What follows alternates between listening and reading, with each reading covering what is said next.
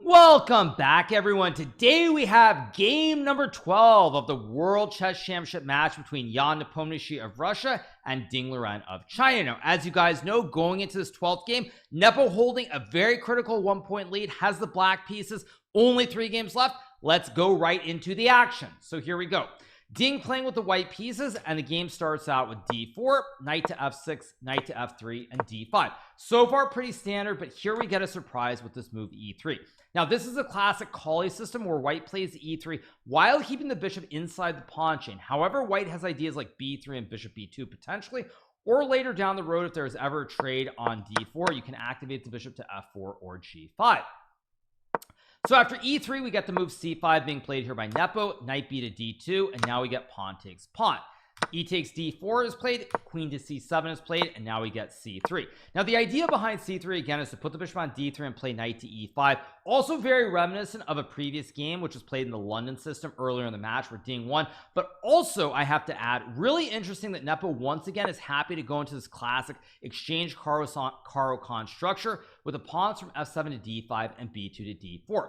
As I mentioned in the London recap that we did some days ago, this is very similar in terms of pawn structure to what we call the exchange Caro-Kann here, where generally white tries to get the bishop out very quickly to d3 and castle the king out of the center. Exact same pawn structure here with f7 to d5 and b2 to d4.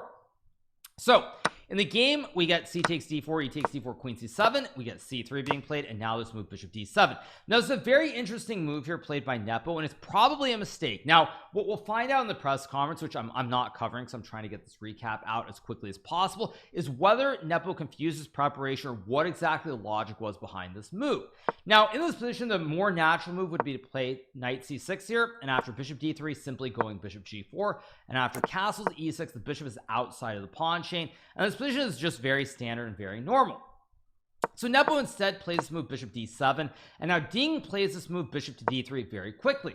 Worth noting that in this position knight to e5 is extremely strong and a very reasonable move to consider here, because after black plays knight c6 you can simply go knight df3. Let's just say black trades here, you can actually take with the pawn attacking the knight. If the knight moves, you win the pawn on d5, and if black plays e6 here, for example, after bishop to d3, let's just say bishop d6, queen to e2, castles. White has this great knight on e5 supported by this nice long pawn chain from b2 to d4. Bishop on d3 is eyeing the pawn on h7. You can play bishop g5 or knight g5, and all in all it's looking really good for white. So it's interesting to note that Ding plays this move bishop to d3 here. Game continues with knight to c6 in this position, and after knight to c6 we get this move castles. Here Nepo plays bishop g4, and now once again, as I said, without watching the press conference, we don't know exactly what was going on, but it's very strange that Nepo played bishop d7 and bishop g4. Now my general thought process about what happened here is Nepo probably, when he played bishop d7, he thought there was some line with bishop d7 where you then later maybe play like e6 or bishop c6 or something along these lines. But then once we got to the standard position after castles, he's like, wait, I don't know what my bishop on d7 is doing. If I go e6 here, let's say white plays rook e1, bishop d6, queen e2, castle, and knight e5. Bishop on d7 is completely misplaced. It's inside the pawn chain, does nothing. Additionally, one idea here when white goes knight e5 that you'd like to have as black is you'd love to be able to play a move like knight to d7, try to trade off the knight on e5. So in this position, if we get to this specific position with knight to e5 here, bishop is completely useless on d7. It's doing absolutely nothing. So Nepo plays bishop g4, essentially saying I'm going to waste a move to go bishop g4, but you can't really take advantage of it. We get rook to e1 being played by Ding. Now this move I think is slightly inaccurate here. Probably I would have played a move like queen a4, queen b3, or maybe queen e1, because as we'll see in the game, white is unable to get the knight to e5. We have rook e1, e6, and now let's move knight f1. Now here I would have played queen a4 almost for sure, and after bishop d6 maybe you can even go knight to e5, hitting the bishop and the knight due to the pin from the queen towards the king on e8. Let's say black plays bishop h5. Now you can go f4, over protecting this knight on e5, and while I don't think white is necessarily better, it feels like white has more space and what the position should be a little bit easier to play. So we get knight to f1 here, bishop to d6, and now we get this very strange idea with bishop g5. Now I have to say, having grown up playing the exchange Caro-Kann a lot, I don't think I've ever seen an idea where you don't try to play for knight e5 or you put this knight on f1, because most of the time with the knight on d2 you're always looking for some kind of reinforcement down the road, like knight d to f3 or f4 followed by knight d to f3 to overprotect the knight. So this knight f1 idea is a very strange concept to me. I don't really understand the point of it. I also think that it's peculiar because Ding was not using a lot of time before playing this. Now, my general suspicion is that both players were moving quickly, but they were already out of their preparation. So we get bishop to d6, bishop g5, castles, and here Ding uses a long time before capturing. Now this is a very committal move here, but it's worth noting that white does not have a lot of options. Probably the best move according to the computer is to play knight g3, and after knight h5 it just wants to repeat with knight f1 and knight f6. Now again, very kind of illogical in the match situation to make a repetition, but it's very difficult to come up with any other ideas. If you play a move like knight g3, for example, knight h5, and you take, now after a move like bishop e2, I can simply go rook e8 followed by f6 and e5 to build a big black center, and white has no advantage whatsoever. So we get this move, bishop takes f6, g takes f6. Now much like the earlier game in this match where Nepo had the black pieces, he has a double stacked pawns on f7 and f6, but he can potentially use this open g file down the road, and to make matters worse, he also has the bishop pair as well. Game continues with knight to g3. We get f5 here, trying to close down this diagonal towards the pawn on h7. We get h3, bishop takes f3, queen takes f3, and now let's move knight to e7. Now here it's a very tough position to play. I really do like knight e7 from Nepo, but king h8 is worth considering. However, without knowing what the objective evaluation is, it's very hard to play a move like king h8, because here white can sack the knight with knight takes f5, and after e takes f5, queen takes f5, threatening mate and 1 on h7. The only way to stop the battery is to play f6 guarding the pawn. But after queen takes d5, let's just say rook a d8 and queen to h5, you really don't know what's going on here. White has 3 pawns for the knight. He's got a nice center of pawns here, and your king is also very weak on h8. And even though the computer thinks this is okay for black, it feels like white should be for choice. So we get knight to e7, over protecting the pawn on f5 with the knight and the pawn. We get knight to h5 being played here by Ding, and now we have king to h8, sidestepping any threats with like queen g3 mate, or potentially knight to f6 or queen f6. Actually, queen f6 is still a threat after g4, but you don't really have it here if black doesn't take. So after king h8 we get g4, and now the idea behind king h8 is revealed, which is that Nepo wants to play rook g8 and use this open g file. Of course, if you were to take on g4, it's mate in 2 with queen f6, king g8, queen g7. So we get rook g8, and now king h1 played by Ding, sidestepping threats on the g file. Nepo plays knight g6 here, an excellent move, because what black wants to do is he wants to put the knight on h4 from whence it can't be attacked. If the knight is on h4, you can't really remove the knight, and so it's going to become a game of whose knight on the rim is better. We get bishop to c2, not pawn takes pawn, by the way, because after knight to h4 and queen to e3, after rook to g2 followed by ideas like rook g8 and rook h2, suddenly black has a big raging attack on the king side. So we get bishop c2 here, knight to h4 is played, and now queen to e3. Now bishop c2 is a very strange move to me. It doesn't really necessarily create any ideas, but at the end of the day, Ding played it. So we get knight h4, queen to e3, and now we get this move rook to g6, which is an excellent move. And at this point, computer already says that black is significantly better here, and the reason for that is black has a great knight on h4. You can't really remove it. You don't have access to g3 or g5. You can create the double stack with the rooks on g6 and g8, and long term there are a lot of threats with even f4 and f3 or f6 and e5. So it feels really scary for Ding, and everybody's getting ready for Nepo to win this game. So we get rook g1, f4 is played here. Excellent move, by the way, because even though you temporarily open up the diagonal, you can reclose the diagonal to f5 using the pawn behind this pawn on f4 with f7, f5. Game continues with queen to d3, and now we get queen e7. Worth noting, if you play queen e2, black can still play queen e7, because when you take the rook, I take back with the pawn, and spaghetti-o. The knight on the rim is very dim. It is simply trapped here, and you have no squares available. So we get queen to d3 being played by Ding. We get queen e7 played by Nepo. Excellent move here, trying to bring the queen to h4, g5 down the road. Rook a e1 is played. Logical move by Ding. We get queen to g5, and now here Ding plays c4. Now at this point, the super strong computers think that this is already -3 or -4. It's already very bad. And for us humans, when you see a position like this where you have no concrete ideas and your opponent is going to just go rook g8, play f3, f5, and attack you on the g file, you start to look for activity. You start to feel some desperation. Here Ding fills the desperation, and he plays this move c4. Now the computer thinks after bishop d1 is still kind of playable, and the main reason is that now if black plays rook g8, maybe you can actually go c4 here, because you cover the f3 square where the knight can't go and fork the rooks on e1 and g1. Ding, however, at this point feeling a lot of pressure, very worried about the classic triple stack, all the attacks with f3 and f5, even f3 and knight g2, decides to play c4 and get active. We get pawn takes pawn, and he goes queen c3. Worth noting, if you play queen takes c4 here, now knight to f3 forks the rooks, and black should be winning the game. So we get queen to c3 here, we get b5, double exclam move, guarding the pawn, and here you're not worried about white taking the rook, because after you sack the rook with bishop takes g6 and h6, it's not a pure sacrifice, because when d5 e5 is played, the knight is still completely trapped on h5, and black should win the game.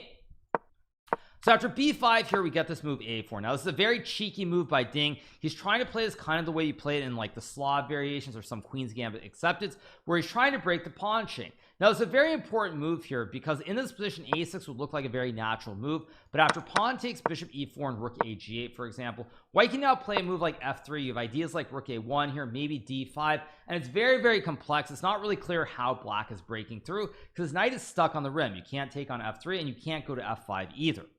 So after a4, we get this move b4 being played by Nepo, which is the correct move. Queen takes c4, and now we get a huge blunder with this move rook a g8 being played by Nepo. It's worth noting in this position, knight to f3 is the best move, and black is winning. Now keep in mind, at this point Nepo knows that he's better. He knows he's probably winning, feeling a lot of pressure, knowing that if he wins this game he's going to be the world champion. Now what I suspect that Nepo missed in general terms, probably besides just having tons of nerves or butterflies about becoming world champion, is probably he missed it on queen c6 attacking the knight and the rook. You can simply go knight takes rook, queen takes rook, rook to g8. After queen to e4, I believe that knight takes c2, queen takes c2, and queen h4 is supposed to be very strong here, because when white plays queen d3 stopping the mate, you can now go f5, and white has big problems here. If you play f3 to guard the pawn, it's mate in one. If you play queen to f3, for example, after takes, and b3, black should be much better here, because there's this big threat of bishop to a3 trying to win the pawn or push the b pawn and make a queen. Computer says after knight f6, bishop a3, knight d7, takes, and knight c5, takes, and bishop f2. Black can still, or white can still try to hang on, but you are down 2 pawns. Black is 2 connected in the center, and objectively I think this should be a technical win. Again, very far down the road, nonetheless he should have played this move. Nepo instead plays rook g8, and now here Ding blunders with queen c6. Now at this point, obviously both players trying to move quickly, both feeling a lot of nerves, both very uneasy, and so Ding's response is understandable. However, in this position he could have taken the rook here, because after pawn takes, there's queen c6 now attacking the bishop and stopping knight f3, and when you move the bishop back to b8, you have this great move pawn to d5. Now at first glance you're like, what's going on? Why is this so special? Now if black were to trade the queens, suddenly the knight jumps to f6 and it's free. And if you play the logical move g takes h5, after d takes e6, f takes e6, white can now take on h5, and suddenly your king is wide open here. If you play a move like queen takes h5, I can take and just play queen takes e6. Let's say you go king h8 as a sample line, I go queen e8 check, forcing the classic trade of queens as well as the right triangle, and after the trade I get the kebab, king is in check, and you lose the bishop, and with it you lose the game. Now again, very dank and very hard to spot. Let's say black plays a move like queen to f6, for example, same kind of issue. You trade, you go queen e8, queen f8, and then rook to g1, winning the queen here, and winning the game as well. So again, very deep, very hard to spot right off. Nonetheless, Ding did have 30 minutes here, but Ding instead plays queen c6 after about a 2-minute think, and now Nepo blunders right back with bishop b8.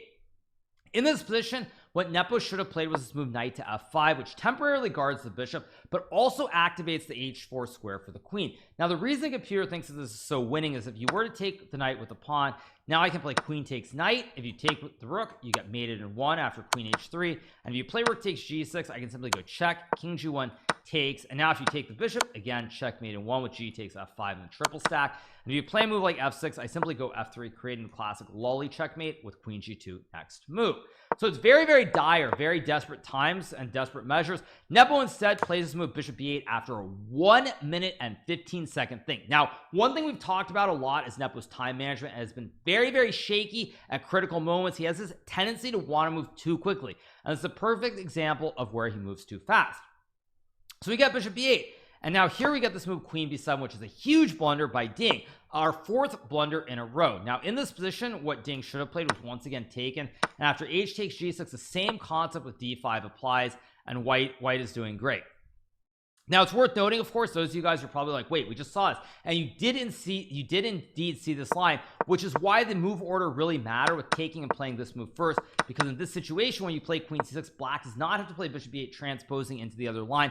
black can play knight f5. So again, we reach the same position where white has the option to transpose in that to that line with takes and d5. Ding instead plays queen b7, which is another mistake.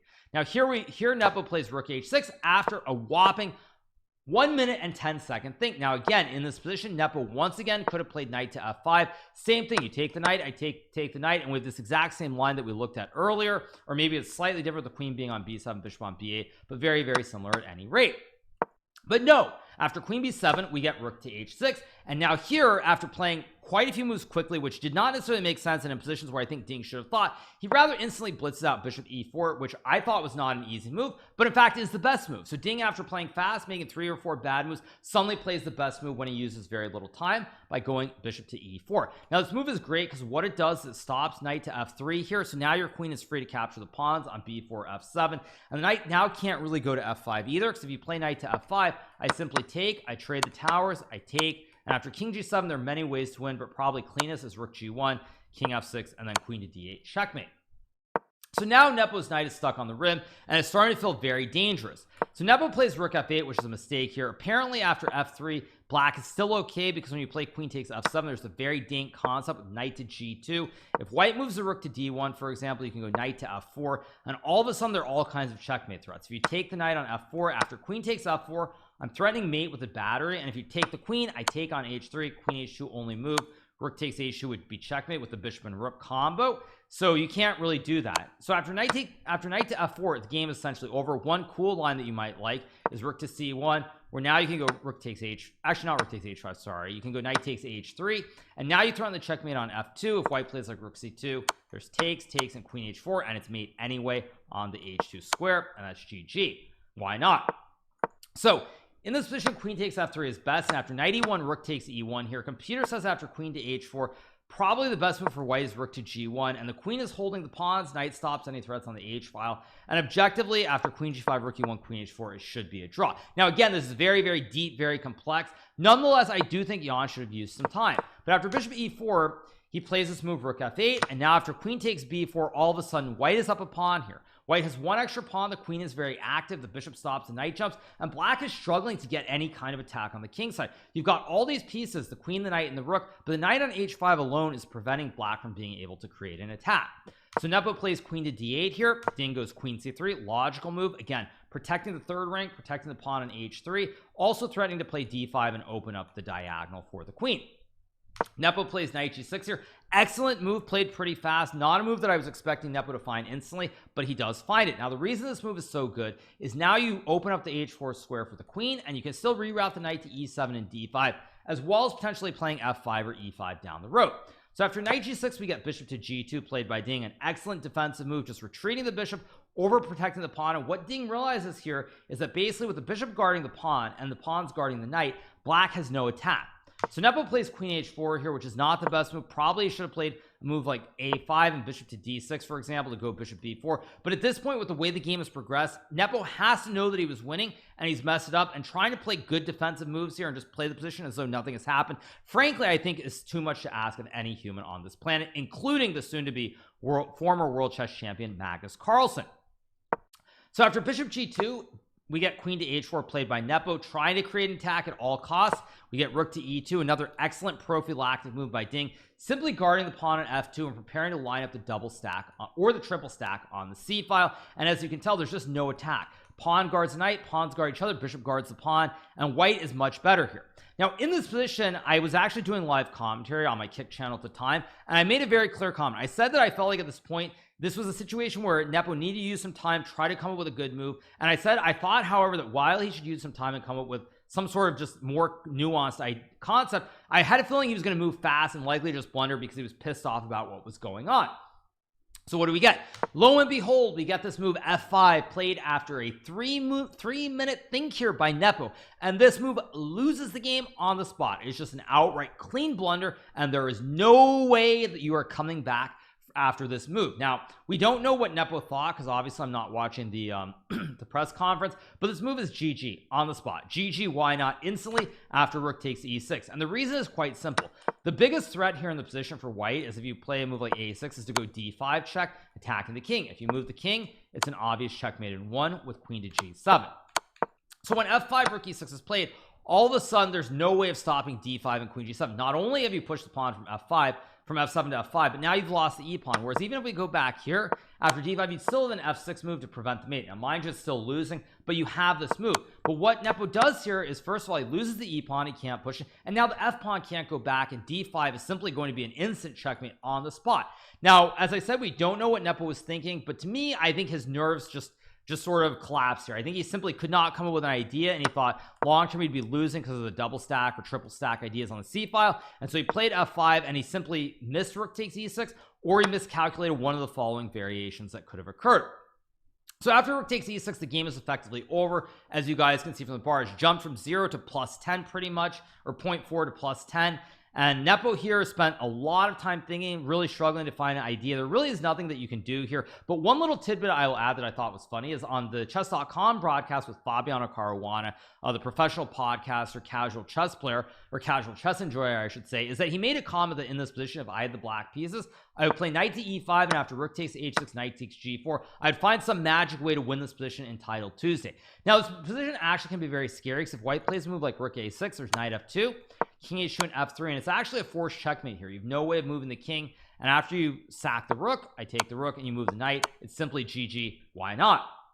So in this position, you do have to be careful. The problem is if you play knight e5 here, white can simply go rook takes e5, bishop takes e5, pawn takes, and again, this idea of e6 creating threats on this long diagonal are simply game over. Black has no way to stop the checkmate.